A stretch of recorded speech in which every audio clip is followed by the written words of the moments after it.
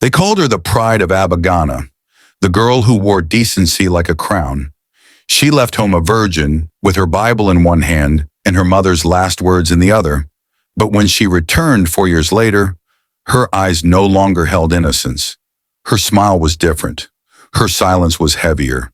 And when people asked, "What happened in Lagos?" she simply said, "I grew up." But growing up came with scars. In the quiet village of Abagana, nestled in the green hills of Anambra State, lived a girl named Ezinne Okafor. She was 17, fair-skinned, soft-spoken, and raised with discipline so strong, even her shadow walked with caution. Ezinne's father was a retired headmaster. Her mother, a petty trader who also led the women's fellowship at the local church. From childhood, she was taught 3 things. 1. Fear God. 2. Study hard. 3. Protect your body like your life depends on it, because it does. She followed these rules like commandments. Every Sunday she wore her long Ankara skirt and neatly ironed blouse to church. Every night she knelt by her bed to pray. She was the kind of girl whose classmates whispered about, but with respect. "That girl no dey follow boys. Na church go kill this one. She dey form Virgin Mary." But Ezinne didn't care. She had a dream. She wanted to study mass communication at the University of Lagos, become a respected journalist, and one day return to build a media house in the East. Her JAM score was high, 252. She passed post-UTME, and when the admission list came out, her name was there in bold. Okafor Ezinne Esther, Mass Communication, Unilag. The day the news broke, her parents danced in the compound. Her father slaughtered a goat. Neighbors came. Church members prayed. Her mother cried, "Zinny, my daughter, don't let Lagos spoil you. Don't let them touch you. Promise me." And she did. "I promise, Mama. I won't disappoint you." As she packed her bag, she wrapped her white Bible in lace cloth. Inside it, she tucked a folded note her mother slipped into the pages. "Your body is not for the world. It is for your future husband. Keep it. Treasure it. God is watching."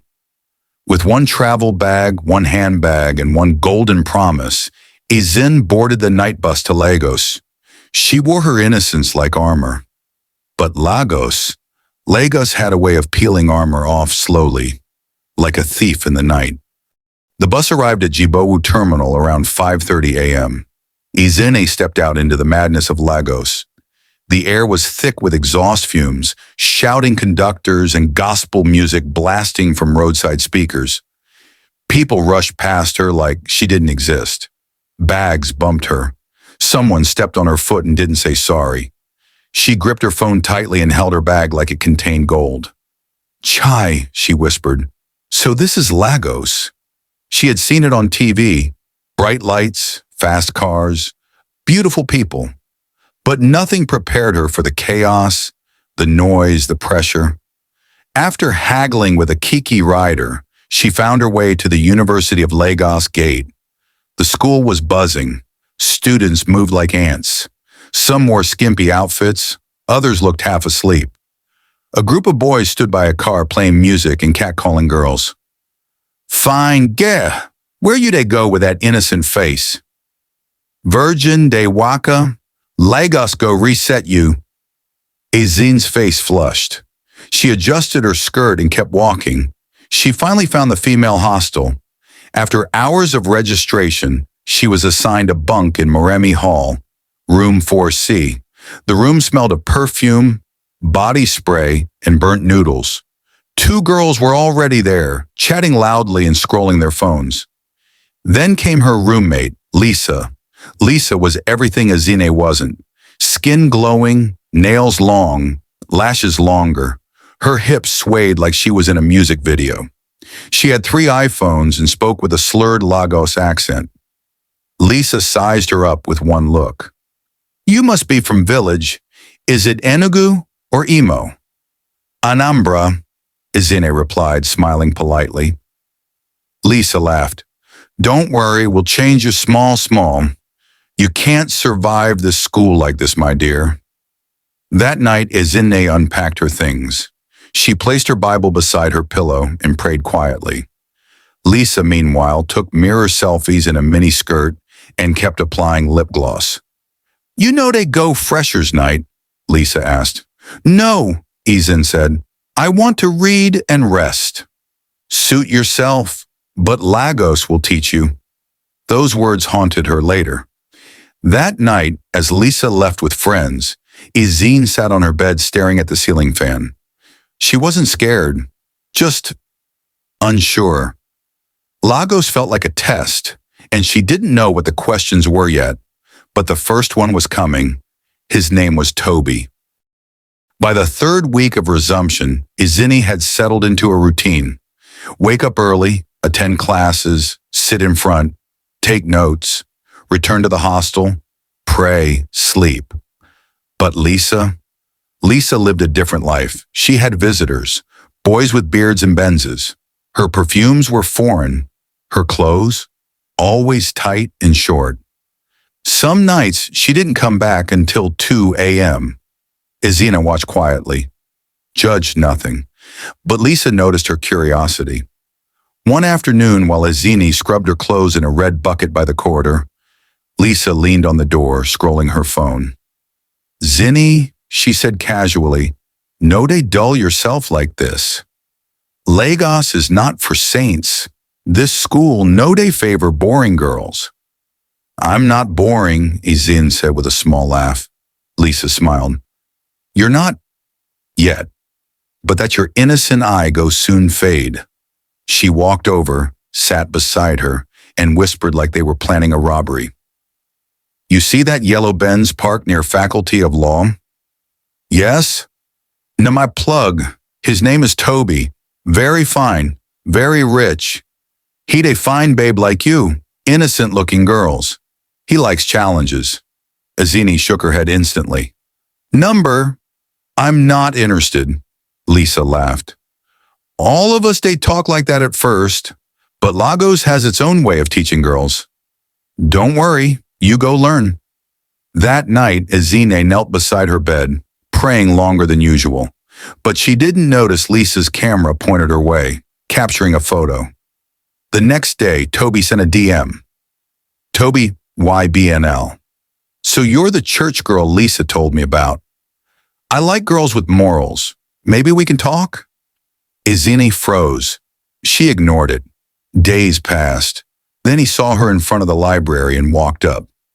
Tall, fine, skin like cocoa butter, voice like melted chocolate. Hi, Ezinne. I'm Tobi. You're even prettier in person.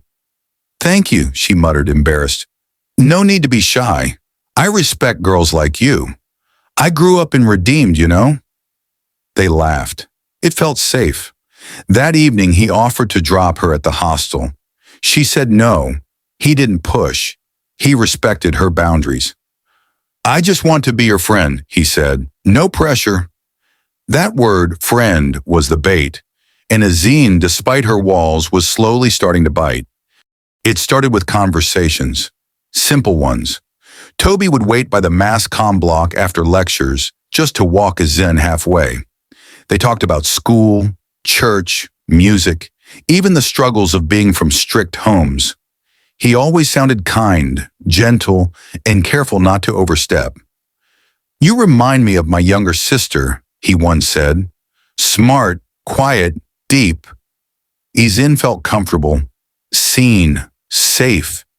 He wasn't like the other boys who stared at her hips or made dirty jokes. Tobi respected her silence, and over time she started opening up, laughing, texting him back. One Friday evening, he showed up in front of her hostel.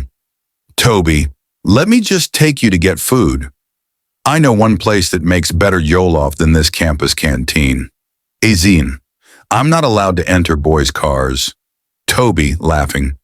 Then let me be the first exception you make. She hesitated, then agreed. Just this once. He drove a yellow Mercedes-Benz, leather seats, cool AC, soft gospel music playing. The dashboard had a small sticker, God first. I'm not like other guys, he said as he drove. I don't like to rush women. I respect boundaries. She smiled. That's what she wanted to hear.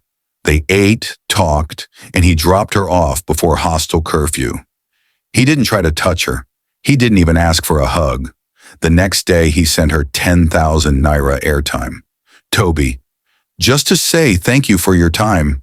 Ezinne, that's too much. Tobi, nothing is too much for a queen. Lisa noticed the change. So he started spoiling you. I told you now. Tobi knows how to make a girl feel special. Ezinne tried to downplay it. We're just friends. Lisa chuckled. For now. Over the next few weeks, he took her out twice, bought her a simple necklace, sent her food when she was sick, shared Bible quotes in her DM, called her Zinny baby. She prayed about him every night, and eventually she convinced herself, maybe God sent him. But Lagos men, especially the ones with Benzes, don't show you their full self in the beginning, and the part Ezinne hadn't seen yet was coming. By mid-semester, Ezinne was floating on emotions she couldn't explain. Her world had grown beyond lectures and prayer meetings. It now included candlelit shawarma dinners and soft-spoken phone calls at midnight. Tobi was consistent. He never pressured. He always asked, "Are you okay?" and listened when she spoke. He even sent her a bouquet on her birthday with a handwritten note. To the most decent girl I've ever met, never change, Tobi. Ezinne kept that note inside her Bible.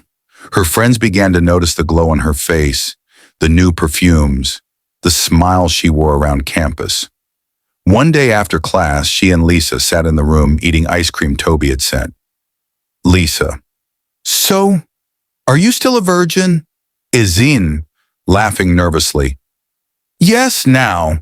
Why are you asking? Lisa, smirking. You're catching feelings, strong ones.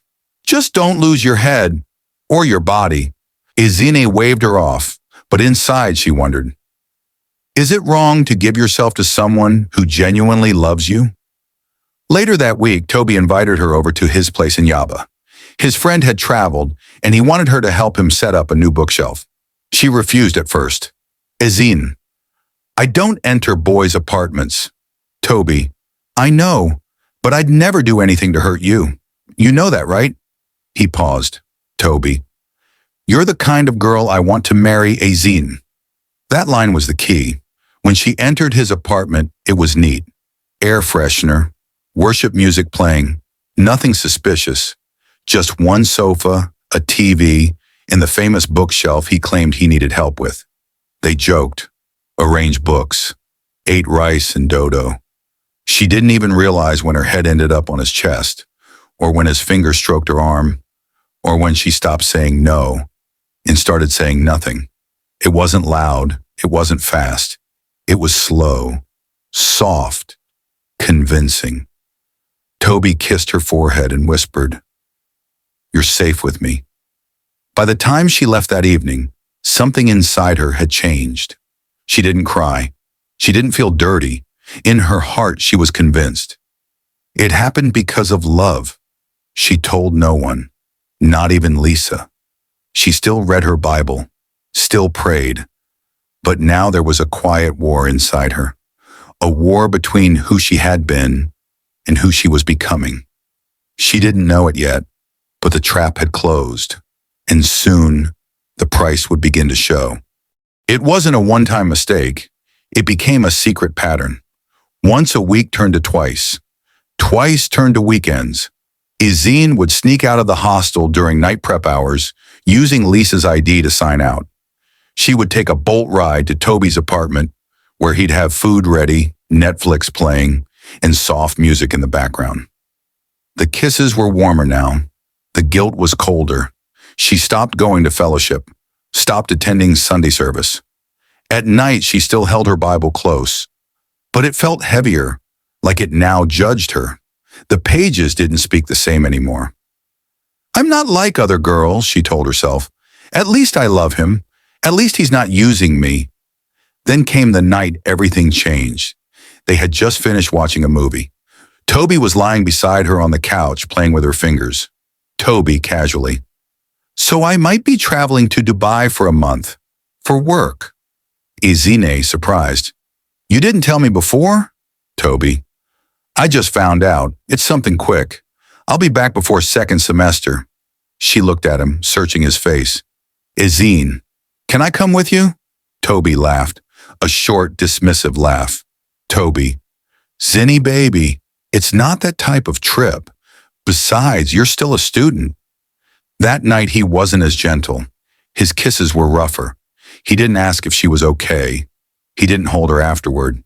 When she got back to the hostel, Lisa was waiting. Lisa, quietly. You think you're the first? Tobi used to take in Chem to the same apartment last year. Same lines, same perfume, same fake promises. Ezinne froze. Lisa. I warned you. Lagos boys don't break hearts. They collect it, repackage it, and give it to the next girl. Ezinne didn't cry that night. She just sat on her bed staring at nothing. 3 days later, she texted him. Can we talk? He didn't reply. She called. He didn't pick. She tried again. Blocked. It was over, but her pain had only just begun. Ezinne checked her phone every hour for a message, a missed call, anything. Nothing came. The boy who once sent her long voice notes and Bible verses had gone silent, blocked her on WhatsApp, ignored her DMS, disappeared like smoke.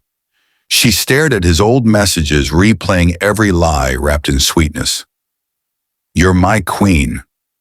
I've never met anyone like you. You're not like the rest. They echoed now like insults. Her appetite vanished. Her grades slipped. Her once bright eyes turned dull. Even lecturers noticed. Lecturer, after class. Miss Okafor, are you all right? You've changed. She forced a nod and walked away. Rumors started to spread on campus. She thought she was special.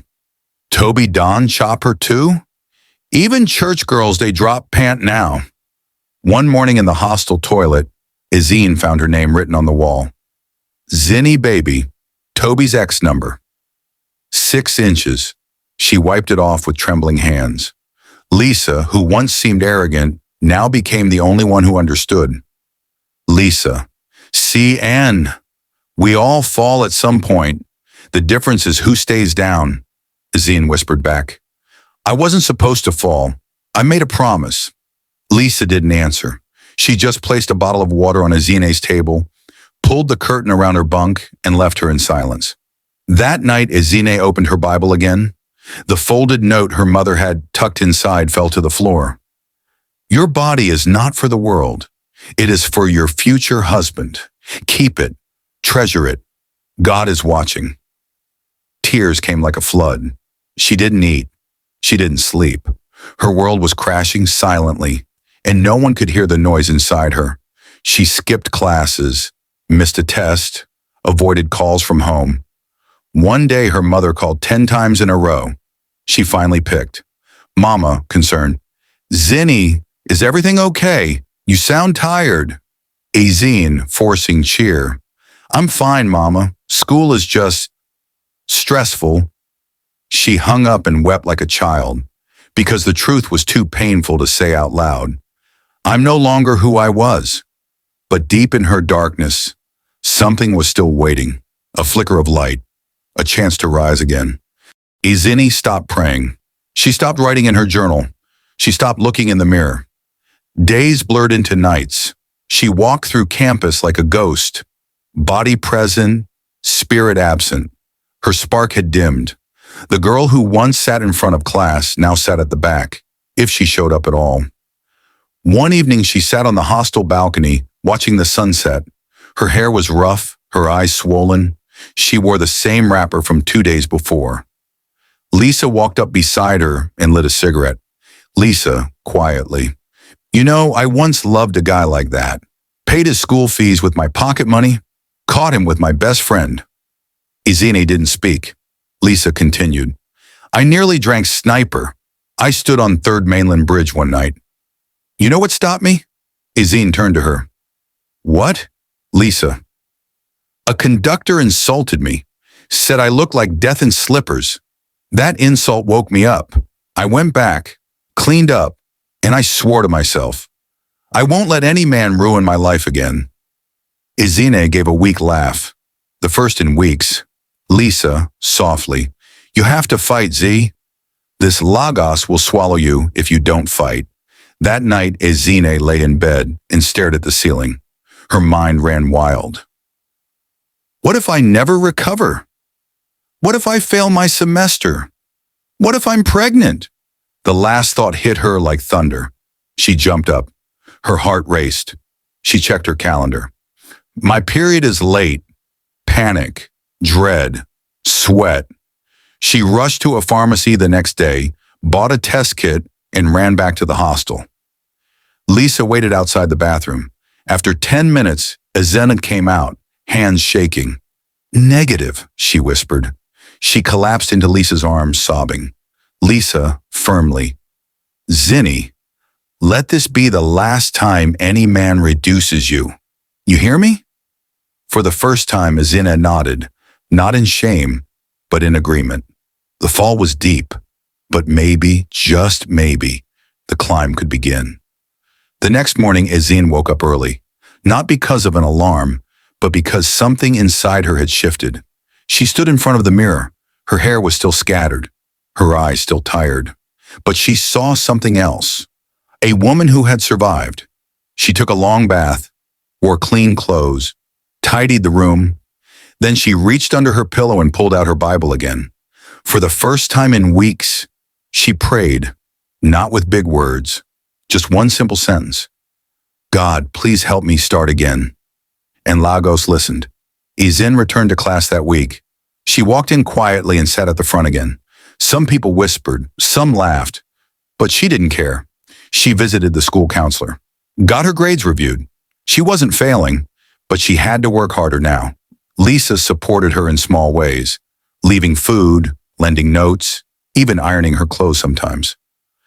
Then one Thursday afternoon after lectures, a tall, dark-skinned woman approached her. Woman. Are you Ezinne Okafor? Yes. Woman. Someone said you're good with public speaking. We need someone to mentor girls in our upcoming Campus Women's Forum. Ezinne blinked. Me? Mentor who? Woman. Girls like you. Girls who need to hear that mistakes don't define them. It felt surreal, but she accepted. And that Saturday, in front of 200 girls in a packed auditorium, Ezinne stepped onto the stage. Her hands trembled, but her voice was steady. My name is Ezinne Okafor. I came to this school innocent, and I lost myself along the way. But I found something more valuable than my past. I found strength. I found healing. I found me. The crowd was silent. Some girls cried. Others clapped. One girl in the back whispered, "She's telling my story." After that day, Ezinne became a quiet voice of hope on campus. She started a WhatsApp group called Daughters of Strength, where girls could share, heal, and grow without shame. She studied harder, walked taller, and even found peace with her past. And when she saw Tobi again, months later, at the school canteen with a new girl, she didn't flinch. She just nodded and walked past. Because now, she was no longer the girl who needed to be chosen. She had chosen herself. 4 years passed faster than anyone expected. The girl from Abagana, the one who arrived with a box, a Bible, and a mother's warning, was no longer the same. She stood in her graduation gown, cap tilted slightly, certificate in hand. Her father beamed with pride. Her mother wept openly. Zinny, you made it, Mama whispered. I almost didn't, Ezinne replied, but God carried me. The ceremony ended, but something still waited. After lunch with her family, she excused herself and walked to Faculty Block D, the quiet corridor where she first met Tobi. She sat on the bench. Same spot, same tree, different girl. She pulled out her journal, now filled with poems, prayers, and reflections. At the back, she had written one final message to her younger self. Dear innocent me, you were brave to say no. You were brave to love. You were even braver to break. And what you thought was your worst mistake became the very fire that forged your strength. You didn't lose everything. You gained you. Signed, the woman you became. She closed the journal. Then she stood up, took one last look at the school, and walked toward the gate.